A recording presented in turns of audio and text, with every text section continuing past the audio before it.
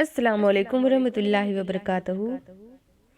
آج کا جو میں ٹاپک لائی ہوں وہ ہے اللہ کا ذکر۔ اللہ کا ذکر کرتے رہا کرو، چاہے گھر میں ہو یا راستے میں، کیونکہ جس چیز کے سامنے اللہ کا ذکر کرو گے، چاہے وہ پتھر، پھول، درخت یا کچھ بھی ہو، قیامت کے دن گواہی دے گی کہ یا اللہ، تیرا یہ بندہ تیرے ذکر میں مشغول رہتا ہے۔ رسول اللہ صلی اللہ علیہ وسلم نے صحیح بخاری کی حدیث میں فرمایا ہے، اللہ تعالیٰ فرماتے ہیں میرے ذکر کے لیے وقت نکالو، میں تمہارے کام میں برکت عطا کروں گا، ورنہ دنیاوی کاموں کی کثرت تم پر اس قدر مسلط کر دوں گا کہ تمہیں فرصت ہی نہ ہوگی اور سکون سے محروم رہو گے۔